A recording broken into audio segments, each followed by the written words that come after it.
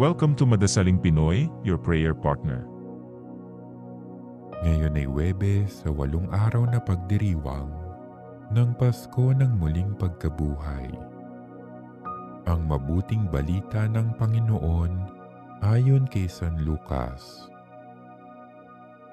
Noong panahong iyon, samantalang isinasalaysay ng mga alagad ni Jesus ang nangyari sa daan at kung paano nila siyang nakilala nang paghati-hatiin niya ang tinapay, si Jesus ay tumayo sa gitna nila.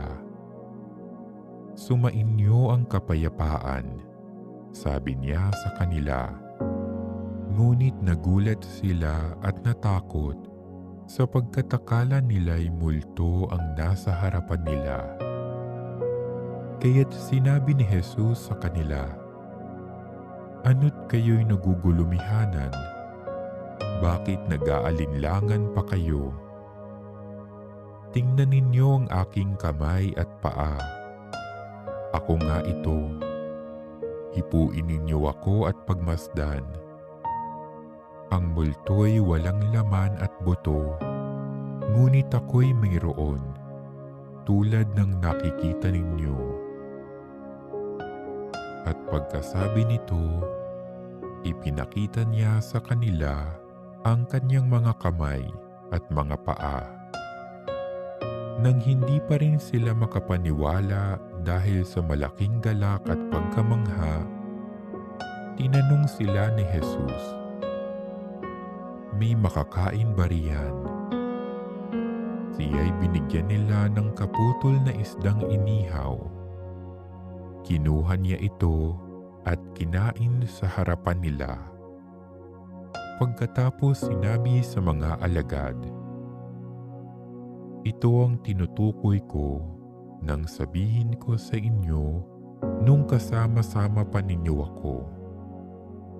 Dapat matupad ang lahat ng nasusulat tungkol sa akin sa kautusan ni Moises, sa mga aklat ng mga propeta at sa aklat ng mga awit." At binuksan niya ang kanilang pag-iisip upang maunawaan nila ang mga kasulatan.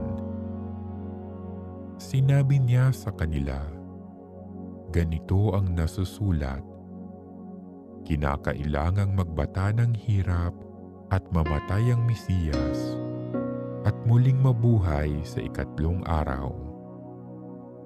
Sa kanyang pangalan, ang pagsisisi at kapatawaran ng mga kasalanan ay dapat ipangaral sa lahat ng bansa, magmula sa Jerusalem. Kayo ang mga saksi sa mga bagay na ito."